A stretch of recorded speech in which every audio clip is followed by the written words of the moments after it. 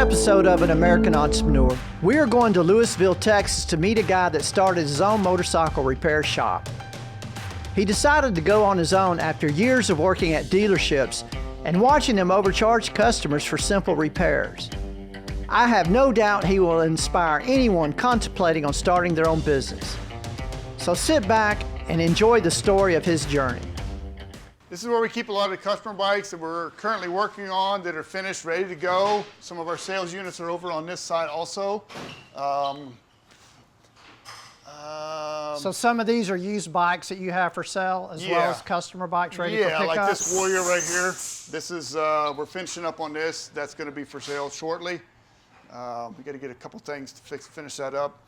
A lot of bikes outside are customer units also. Everything comes in at night, so everything's safe and secure. Nothing's going to happen to it. That's pretty much everything over on this side. On this side is where the magic happens. 5 current lifts we've got going on. Bikes go up on the lift, diagnosed, figure out what's going on with them, and then we make the parts list, the estimate on that, get going on that. Bike comes down, and the next one goes up. How many square feet do you have here? 3,000 square feet, and I've got 2 storage units over on the side. What do you keep in the storage units? Just parts or extra bikes? Mainly for parts. sale? Some of the project bikes stay over there until we get stuff in. Sometimes customer units stay over there also until we get parts in to get them finished. When our overflow outside takes up too much. All right, Jeff, so tell us about this business, how it got started. Man, I got started a long time ago.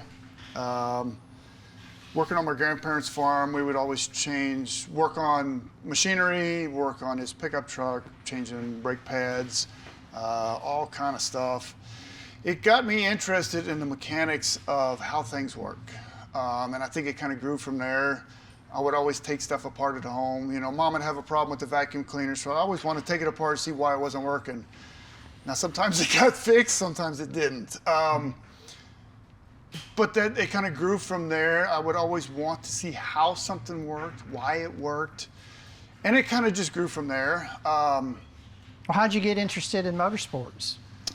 I drove a lot of dirt bikes at a young age. I had some little go-kart, little with lawnmower motors in them.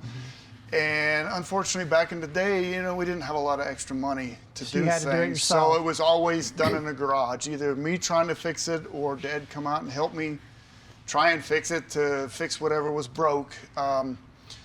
Dad was pretty good with his hands too, though, so he could teach me things working on stuff. So that's kind of where it grew from there. I wanted to learn more about it. I was pulled more towards motorcycles and ATVs and stuff versus cars and trucks as far as wanting to work on them. This interested me more than working on a car. Right. Yeah. So how'd you get started, though, as a motorcycle mechanic? I know you used to work at dealerships or whatever. I started in '93. I went to MMI in Phoenix, Arizona, Motorcycle Mechanics Institute. It's a 1.5-year program. I did the basic course, the advanced course, Honda and Yamaha electives. From there, I moved to Springfield, Missouri, worked at a dealership out there. Worked in dealerships till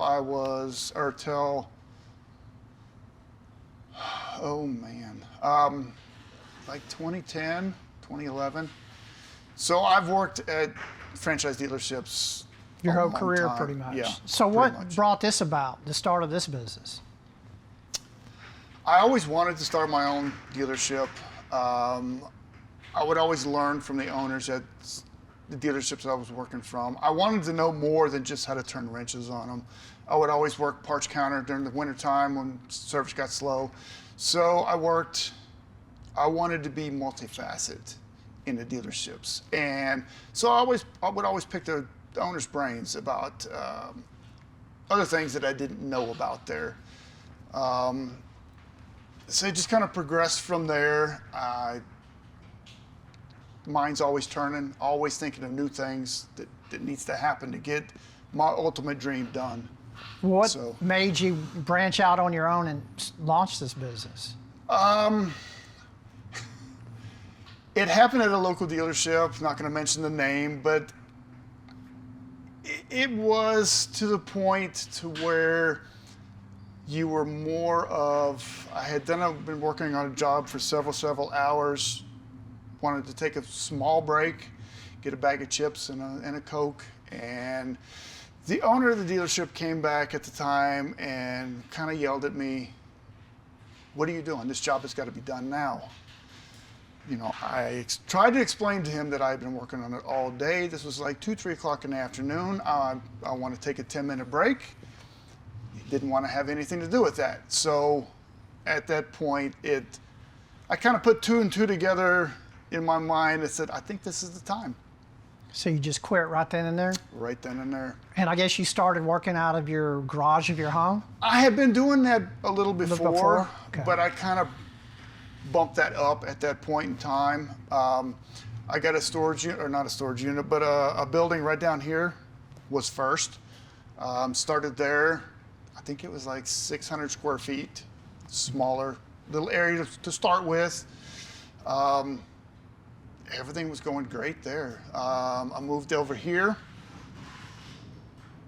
and I was doing a lot. I was doing some repair stuff, but I was doing a lot of tear downs and selling on eBay, selling parts and stuff like that.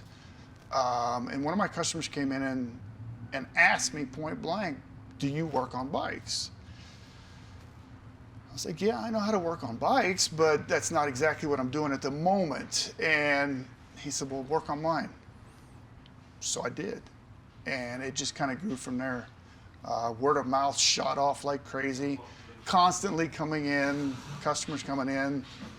"Can you change my tire? Can you do a tune-up on my bike?" Whatever it was at that point, and it just grew from there. And of course, we ran out of room, had to rent another building, and it just kept growing. So how many years have you been in business? For myself, 13 years. And how did you come up with the name Metric Motorsports? Honestly, I came up with that quite a few years before I started. I was always trying to think ahead of myself as far as what. So you always knew eventually you were going to be on your own? 100%. Right. It was just a question of the time. When. Right. Yeah. When was that going to happen? Not if, but when. Right. So I had thought of the name years before. It just kind of popped to me one day that I want to work on metric bikes for the most part. Now looking back on it, we work on a lot of Harleys here. Had I known then what I know now, I don't know if I'd have called it that, because a lot of Harley guys think we only work on metric, but we work on a lot of Harleys also. So what are all the services that you do here in this business? Man, we do everything from tire changes to motor rebuilds and everything in between. We do any maintenance on a vehicle that you bring in, diagnosis on them. We can plug our scanner up to it and find out what's going on with the newer bikes. We do a lot of customizations like this one. We did rims, had those pulled off in the swing arm to get them. Customer had them want them re-chromed. So we do a lot of things. You name it, we can do it for sure. Okay. So as far as locations, is this your second or third location? Because I know you're growing. This is technically our first location that we've been in this complex. I had a smaller unit back here at first, and then I moved to the front side of this complex, but we've always been in this So this area. is basically the first business you've ever started. Yes. So what are some things you learned over the years that you wish you knew when you first got started? I know there's a lot of stuff. Yeah. Cash flow is always the biggest Cash flow one. is the main thing.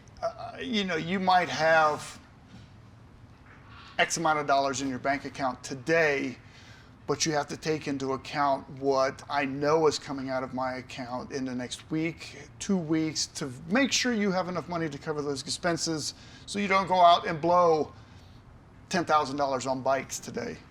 And I know you're inventory. very seasonal as well, right? It slows up in December, January. We definitely start pretty slowing heavy. down in December, January, February, March, depending on the weather. We kind of speed up a little bit at that point in time. But yeah, definitely during the winter time, customers aren't riding. So they don't need maintenance on them. They don't need tires. They don't need oil changes.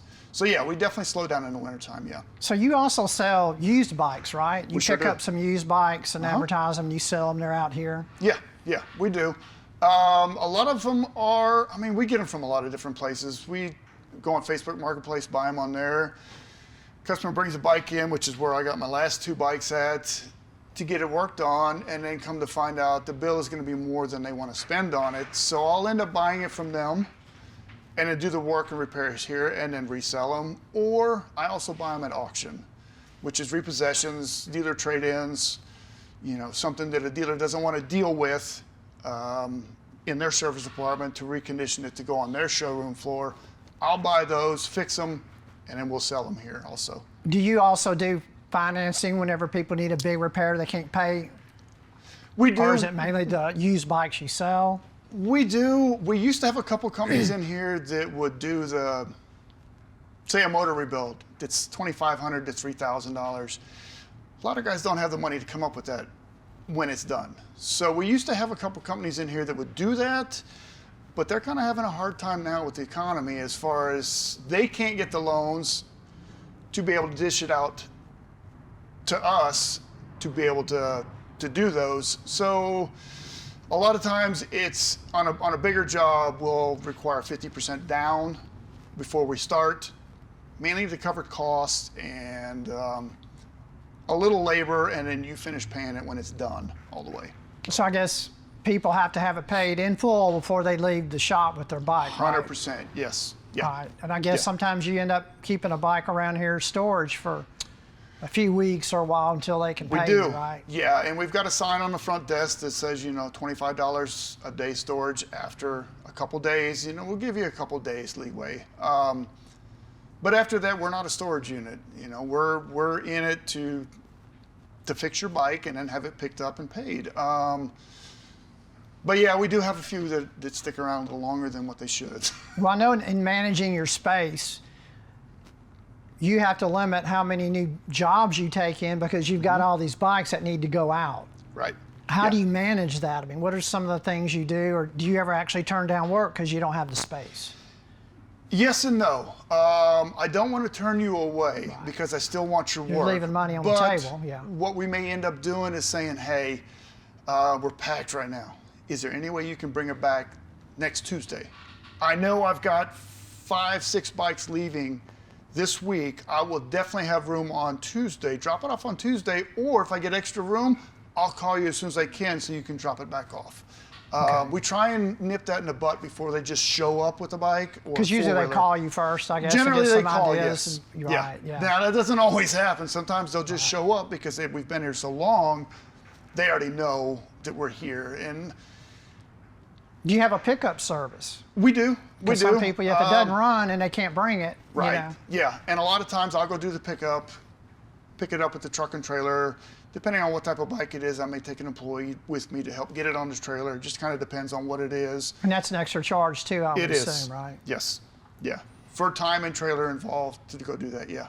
Well, as far as this business goes, what are some plans you have in the near future as far as any kind of growth or expansion, or you just like it the way it is right now? Tell us a little bit about that. I mean, it's nice the way it is, but it's not my ultimate goal. That's not what I want eventually. Right now, currently, we're looking for a new building, something that I can purchase that we can make a permanent home. I know this seems like a temporary home. We've been here so long, but I want something that's a little more exposure on the front of the building to some type of major road, 407, 121, Main Street, 3040, something that's like that, that's got major exposure to. Thousands of people driving by a day. That definitely helps with advertising, yes. Right, yeah. Yeah. Speaking of advertising, what are your advertising tactics? Right now, we're just doing Facebook at the moment. We're advertising on Facebook. A lot of our work is word of mouth, a lot of it. You treat a customer right, they're going to tell their friends. Well, what differentiates you? What differentiates you from the dealerships versus bringing their work here? Look, the biggest thing I've seen at a franchise dealership, and not just a franchise dealership, but bigger dealerships, is their way of thinking is, you are standing in front of me right now, today. I need to get as much out of you as I can today, because I don't know if I'm gonna see you again in my lifetime. So they'll overcharge. Our theory of thinking is, look, I want to see your face and your bikes in here as many times as I can. With all the different bikes you may buy over the years as well, right? 100%. Today is a $5 fix. I'm fine with that. Tomorrow, it's a $15 fix. Sooner or later, you're gonna potentially have a major problem, and we're still gonna be here to fix you. I like seeing the same faces over and over, obviously for different problems, but the same guys and females coming in all the time. Okay. Well, how many full-time mechanics do you have right now working for you? Right now I have 3. Three. And I guess what hats do you wear? I guess you don't hardly ever work on them anymore, or? It just depends. I wear every hat. If we need help out here, I'll come out and turn wrenches. If they need help holding a motor while they're torquing the head down or something, I'll generally help. I have a lot of paperwork that's got to get done. And you do all that? I do all that. You do the monthly accounting as well and all Yes. that? Yeah. How do you keep track of how much time you have in each repair to be able to know that you build correctly? See, the thing is, sometimes you don't. Just kind of your best guess estimate, how much time they have in a project, Right, well, and you bill we out? go by pretty much the fact that we know it's going to take X amount of time to do something, whatever it is. Sometimes it works in our favor, sometimes it doesn't. Especially with the older bikes, you take 2 bolts out, they come out perfect, the next bolt snaps off for you. Now you have to drill it out, extract that bolt, and put a new one in it. It doesn't always work in your favor. Yeah. It doesn't. But that's what keeps customers coming back. That we don't call them for a $250 fee to fix your bike, and the next thing you know, you're getting a phone call saying, oh, now it's $700. So we try and keep it consistent. Obviously, we're going to charge just a little bit more because of the broken bolt or whatever it was, but it's got to be reasonable because we got to also think from the customer side. What are the most common types of work you guys are doing on a daily basis as a motorcycle shop? Daily basis is probably just regular bread and routine butter. maintenance. Yeah, changing tires, balancing tires, oil changes, fluid changes, stuff like that is the main bread and butter. Are there any trends that you're seeing in the bike business from when you got started to now? Or just it's the same, bikes are bikes? It's pretty and much people the are riding them? same. Yeah, it's just getting harder for customers to be able to afford some of the things that they actually need. If somebody wanted to start a business like this, what's some pieces of advice you could give them that would really help them? The biggest thing is to start out small. Keep your overhead really low. Keep your overhead as low as possible. That's honestly a lot. I see a lot of guys that try and start something like this and try and start at this size or even bigger than this. And if you don't have the backing to do that, the problem is you run out of money fast. It takes time. I was talking to one of my customers the other day that does construction, and his brother wants to start a flooring business. Well, if you don't anticipate on taking losses your first 2-3 years, you're going to go under. You are not going to make money for several years down the road. And it happened here. It's not immediate. You do not make money right off the bat. You just try and keep your expenses as low as possible for as long as you can and grow slowly. So when you first started off in that small, I guess it was a small storage unit pretty much? Yeah. I guess really all you had or all you really needed was the tools you already had. Correct. And then of course your knowledge and your experience. Right. Yeah, so the only thing I was lacking at that point was customers, was work. Yeah. But that takes time to build up. Yeah. Well, how about, what's the demographic of the people? I guess it's all ages, just people young and older riding, aren't they? We get everybody from the 17-year-old all the way up to the 60, 70-year-old guys still come in, yeah, constantly, yeah. What's, as far as working on a certain bike, is there a specific bike that's the hardest ones to work on? I'm just curious. Not necessarily. It really depends on what you're doing. A lot of times the Gold Wings are a little harder just because they got all the Tupperware around everywhere on the bike. You got to take certain pieces off to be able to get to what you're looking for.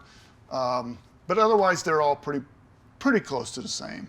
When you get your parts, I guess you have an account with your parts house that you get all your parts from, and they probably bill you at the end of the month, or how does this work? I've got a few part accounts, and a lot of times just another way of thinking about it, you can do that. But the way I end up doing it is I put it on a credit card. So it goes directly on a credit card. Now I have separate accounts, obviously, for personal and for business. But, so I put it on a business credit card.